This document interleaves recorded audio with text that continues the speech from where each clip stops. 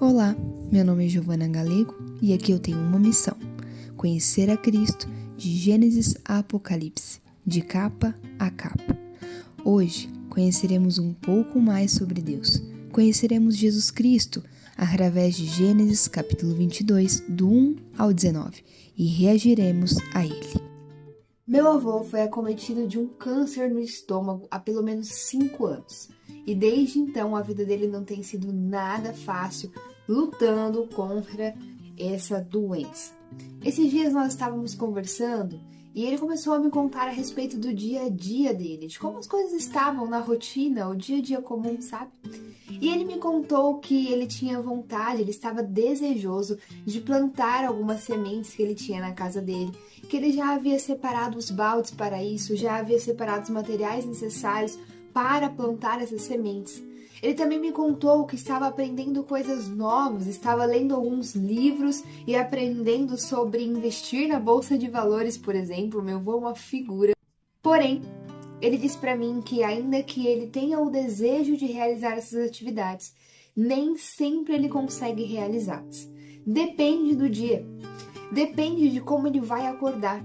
Tem dias que ele levanta e simplesmente ele não sente o mal-estar da doença e consegue desempenhar todas as atividades que ele deseja, consegue se dedicar um bom tempo à leitura da palavra, hábito que meu avô desde novo e nunca deixou para trás, consegue se dedicar ao estudo de novos assuntos, consegue plantar as sementes que ele deseja. Mas tem dias que ele levanta e a dor é insuportável, a ponto dele não conseguir de fato sair da cama, a ponto de ser até difícil abrir os olhos, por causa do incômodo que a doença vai gerando em seu corpo. Fiquei pensando naquilo e em como deve ser desafiador e sofrido você ter uma mente lúcida e apta para desempenhar atividades, desejosa por outras atividades, mas ter um corpo que não acompanha esse ritmo, um corpo que não corresponde a esses desejos dessa mente que ainda é uma mente saudável. Porém, nos olhos do meu avô e na forma como ele estava conversando comigo, deu para perceber que ele não estava reclamando, ele estava, na verdade, falando como a vida de fato é. A vida não está em nossas mãos, ela está nas mãos do Senhor. Nós não temos controle dos nossos dias, quem tem é Deus. E alguém que verdadeiramente vive, completamente entregue nas mãos do Senhor, é alguém que está pronto para viver o dia, seja lá o que Deus tenha reservado para ele. Meu avô conversando comigo e olhando nos meus olhos, eu consegui perceber que o coração do meu avô glorificava a Deus nos dias difíceis e nos dias que ele conseguia desempenhar as atividades que ele desejava. Quando Deus permite que meu avô acorde bem e disposto, ele glorifica a Deus, aprendendo mais sobre a sua palavra, aprendendo sobre outros assuntos que o Senhor nos permite explorar, cuidando da sua família, da sua casa, cultivando a sua terra. Mas nos dias que meu avô não acorda tão bem assim, ele glorifica a Deus, perseverando mesmo em meio ao sofrimento, aguardando o dia em que nenhuma dor mais existirá, esperando o dia em que a nossa satisfação será finalmente plena, porque estaremos com Jesus de forma completa e para toda a eternidade. Fiquei pensando a respeito da minha vida, de como, em certo sentido, eu posso dizer que sei um pouquinho do que é essa sensação de desejar fazer algo e estar apto mentalmente para fazer, mas por conta de uma fase, de uma situação em que estou vivendo, não conseguir desempenhar essas situações ou essas atividades. Eu tenho um filho e o meu filho tem 1 ano e pouco. E quem é mãe, quem é pai e já passou por essa experiência, sabe que é uma fase em que as crianças são muito dependentes da gente. E por mais que a gente tenha condições psicológicas, mentais e o desejo de realizar determinadas atividades, muitas vezes a gente vai precisar deixar essas atividades em um segundo plano, porque neste momento os nossos filhos precisam da gente. E é necessário, então, sacrificar os nossos desejos e as nossas vontades para estar ali para eles, porque é o que de fato eles precisam. Fiquei pensando que, em certo sentido, a minha realidade era um pouco parecida com a do meu avô.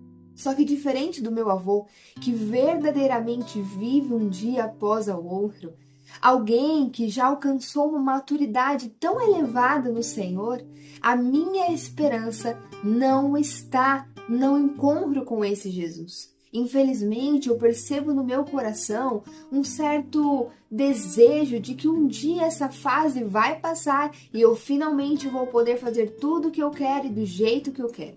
Mas eu fiquei observando e pensando na história do meu avô e fiquei pensando, será mesmo que um dia essa fase vai passar? É claro que o meu filho vai crescer e essa fase em específico vai passar, mas a vida vai continuar acontecendo. Pode ser que Deus me presenteie com outros filhos e pode ser que Deus permita que aconteçam outras coisas na minha vida que vão dificultar com que eu faça as coisas sempre do jeito que eu quero, na hora que eu quero, da forma como eu quero. Então eu fiquei pensando que talvez isso nunca vá passar, que essa é a vida de fato. A vida é feita de imprevistos, de desafios, de circunstâncias inesperadas que Deus permite que nos alcance e que tem um propósito nisso. E alcançar uma maturidade espiritual elevada é entender que na situação favorável ou não, nós devemos glorificar a Deus. É entender que a nossa esperança não pode estar em ter uma rotina perfeita ou um dia sem nenhum tipo de imprevisto, sem nenhum tipo de interrupções. A nossa esperança não pode estar nisso, porque se a nossa esperança estiver nisso, o dia que eu conseguir ter os meus hábitos redondinhos, o dia que eu conseguir acordar e desempenhar a rotina perfeita, o dia que eu não tiver mais imprevistos, o dia que os meus filhos não me interromperem mais, o dia que eu tiver mais dinheiro para poder viver do jeito que eu quero, o dia que eu alcançar aquele cargo no meu trabalho, o dia que meu marido for melhor comigo e o nosso casamento ficar redondinho e nós não tivermos mais problemas, o dia que a minha igreja for perfeita, o dia que eu tiver a melhor amizade, o dia que algo acontecer que não seja a própria pessoa de Jesus Cristo, significa que nós estamos depositando as nossas esperanças em tudo, menos no único que pode de fato suprir essa expectativa: Jesus Cristo. Diante dessa situação, eu chego à conclusão de que pobre coitada de mim, porque eu me apoio em uma falsa esperança. Meu avô, por mais que esteja enfrentando uma barra muito pesada, a esperança dele é verdadeira, a esperança dele é real, a esperança dele é bem fundamentada. E é por isso que mesmo nos dias mais difíceis, o meu avô não se abala, porque ele não está com a expectativa de um dia não sentir mais nenhum tipo de dor nessa vida, porque ele não tem a expectativa de viver dias perfeitos aqui. A expectativa dele é um dia poder encontrar Jesus Cristo e viver com ele para todo sempre. Gi, por que você está falando tudo isso? Porque esse lugar que meu avô tem chegado depois de anos de caminhada com o Senhor Jesus é um nível de maturidade espiritual que o cristão deve perseguir. Esse deve ser o nosso alvo na nossa caminhada com Cristo. E a história que nós vamos percorrer hoje na Escritura vai nos falar um pouco mais, ou melhor, muito mais a respeito desse assunto, desse lugar onde nós precisamos chegar. Hoje nós vamos ler Gênesis capítulo 22, do versículo 1 ao versículo 19. Nós estamos chegando ao final da história desse homem chamado Abraão. Vocês vão ver que depois do capítulo 22, a gente vai começar a ter uma transição na história e a personagem ou o homem, a pessoa que vai ocupar o centro da história vai mudar e não será mais Abraão. Então nós estamos caminhando para o final da sua história. Sendo assim, eu quero fazer com você um resumo da história desse homem tão importante chamado Abraão, porque a história desse homem diz muito a respeito da jornada do cristão. Sim, Abraão foi um homem real, ele realmente existiu, e os feitos que nós estamos lendo desde o capítulo 12, quando Abraão começa a aparecer na Bíblia com mais proeminência, todos esses feitos, eles aconteceram de verdade. Não é uma ficção, não é uma história criada pelo homem para transmitir uma moral. Não, é uma história real de um homem real que caminhou com Deus. E nós conseguimos extrair lições dela. Mas essa história é real. E uma das lições que a gente consegue ver claramente é como a jornada de Abraão com Deus diz muito sobre a nossa jornada pessoal com o Senhor, a jornada daqueles que caminham com Deus, que caminham com Jesus Cristo. Então vamos nos lembrar, Deus chamou Abraão em Gênesis 12 para caminhar com ele. Sim, Deus chamou Abraão para caminhar com ele. Talvez você esteja pensando, não, Gi, em Gênesis 12, Deus chamou Abraão para sair de Ur dos Caldeus, a sua cidade, e ir rumo a uma terra desconhecida que o próprio Deus lhe mostraria no caminho. Sim, é exatamente isso que acontece. Mas para que Abraão soubesse qual terra era essa, para que Deus lhe mostrasse no caminho, nós estamos vendo ali o início de um relacionamento. Abraão teria, ou melhor, manteria o contato com esse Deus, para que esse Deus lhe desse as instruções, as direções por onde ele deveria caminhar. Então, em Gênesis 12, nós estamos vendo Deus chamar Abraão para um relacionamento.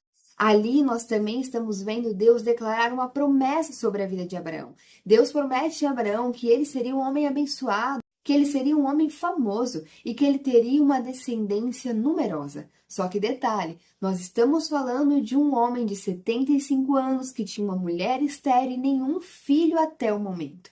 Mas Abraão vai obedecer e vai decidir responder a esse chamado de Deus, saindo da sua terra, deixando para trás tudo o que lhe era familiar para caminhar rumo a uma terra completamente desconhecida na companhia desse Deus. O que de fato atraiu Abraão, a gente não tem isso claramente escrito na Bíblia. O que a Bíblia nos diz é que essa atitude de Abraão sair do lugar e obedecer e corresponder ao chamado de Deus diz que essa atitude foi movida pela sua fé, ou seja, esse Deus atraiu Abraão de alguma forma. Essa promessa poderia parecer maluca, sem noção, afinal de contas, a realidade era completamente contrária a esse tipo de promessa. Ainda assim, Abraão decidiu ir, muito provavelmente porque Deus o atraiu, porque o Deus da promessa era irresistível. Eu não sei você, mas quando Jesus chegou na minha vida e me chamou para um relacionamento com Ele, eu não consigo computar muito bem o que me fez querer seguir a Jesus. O que eu sei é que Ele é irresistível e eu não conseguir não ir. Não tem como não ir, uma vez que ele me chamou. É irresistível estar na presença de Jesus e se relacionar com Jesus. Todos nós tivemos um começo com Jesus Cristo. Todos nós tivemos um momento em que ele chegou e nos chamou para caminharmos com ele. E esse é o início da jornada. Ali Abraão estava no início de sua jornada. Conforme a jornada foi se desenvolvendo, a história começou a ter altos e baixos, e Abraão carregava no peito essa promessa de que ele teria uma descendência numerosa, e mais para frente Deus vai dar a ele mais detalhes da promessa e diz que essa descendência herdaria também uma terra prometida. Abraão então começa a caminhar com a promessa no peito, a promessa de que ele teria ao menos um herdeiro, filho dele com a sua esposa Sara. Abraão, algumas vezes ao longo da história, vai acabar desobedecendo e seguindo por caminhos que não eram muito apropriados e não eram segundo o coração de Deus, por causa do desespero diante da sua realidade, da sua idade e por ainda não ter um filho sequer. Mas em vários outros momentos a gente também vê Abraão obedecendo. Assim também a nossa jornada com o Senhor. Entre altos e baixos vamos tentando chegar àquilo que o Senhor deseja de nós. E é o próprio Deus que está nos conduzindo a este lugar. Assim como o Senhor foi dando mais informações a respeito da promessa para Abraão, Deus também disse que Abraão deveria tomar posse dessa terra prometida. Terra essa que seria oficialmente dada à sua descendência, mas que na vida de Abraão era função, era missão de Abraão que ele tomasse posse da terra pela fé. Ou seja, que ele peregrinasse por essa terra, que ele colocasse os seus pés por essa terra, contemplando aquilo que seria dado à sua descendência e levantando colocando nesses lugares altares ao Senhor, consagrando a Deus cada um desses pedaços de terra, mostrando que ele havia passado por ali e havia tomado posse daquele lugar e, portanto, espiritualmente aquele lugar pertencia a ele e futuramente seria dado à sua descendência. Então, ao longo da jornada, Abraão está obedecendo essa ordem e caminhando sobre a terra como um peregrino. Isso significa que ele não tem a ambição de fixar moradia em nenhum desses lugares, mas ele vai passando por cada lugar e esperando a ordem de Deus para ir para o próximo lugar. O coração de Abraão está naquilo que Deus vai orientar e não no que ele pode ver. Abraão não chega em um lugar e tem a expectativa de finalmente poder fixar ali e construir a sua vida. Ele sabe que a ordem era: peregrine por toda a terra, tome posse pela fé. Portanto, Abraão não tinha essa expectativa de, agora acho que as coisas vão ficar mais tranquilas e a gente vai poder fixar aqui. Não, Abraão sabia que aquilo era temporário e, portanto, ele estava constantemente atento à próxima ordem, para o próximo lugar que ele deveria se mover, obedecendo à direção do Senhor. Assim também deve ser a vida do cristão, a vida de um peregrino. Abraão contemplava uma pátria. Abraão almejava o lugar que seria de fato o seu lugar. Só que a Bíblia diz que esse lugar que ele almejava, esse lugar que ele contemplava, era a pátria celestial. Abraão mirava em algo eterno e não nessa terra daqui. Abraão mirava em algo que já existia nos céus e que em determinado momento essa nova Jerusalém, essa pátria celestial, quando chegasse o tempo oportuno, desceria e iria pairar sobre a terra. Quando nós falamos sobre a pátria celestial, quando nós falamos sobre a Nova Jerusalém, nós estamos falando sobre algo concreto. Nós estamos falando sobre algo que é real, que nós podemos pisar, que nós podemos de fato habitar. E era essa pátria que Abraão estava mirando. Ele sabia que chegaria o dia, chegaria o momento em que essa pátria que já estava no céu desceria e iria pairar sobre toda a terra. E essa terra seria dele e da sua descendência, como Deus lhe havia prometido. Abraão vivia com os pés nessa terra, mas com os olhos na eternidade. Assim também deve ser a vida do cristão. Devemos viver com os pés nessa terra, mas com os olhos na eternidade. Deveremos dar o próximo passo, obedecendo a direção que Deus está dando, mas sem ter a expectativa de que ali finalmente tudo será perfeito e as nossas necessidades, frustrações, a nossa insatisfação será satisfeita por causa dessa terra ou por causa do que essa terra pode nos oferecer. Não. A vida do cristão é uma vida que olha para a eternidade, que olha para Deus e que sabe que só lá, de fato, toda a insatisfação será suprida. E, portanto, enquanto estamos por aqui, nós simplesmente esperamos a próxima direção e prosseguimos. E quando pisamos nessa nova terra, fazemos tudo o que o Senhor nos pediu, obedecemos e somos satisfeitos com aquilo que Ele nos deu, aguardando a próxima direção. A nossa vida com o Senhor é uma vida de peregrinação. Outra coisa muito importante que vai acontecer na história de Abraão é que Abraão começou a desejar muito esse filho, esse herdeiro. Imagina, ele já era um senhor de idade e ainda não tinha filho algum.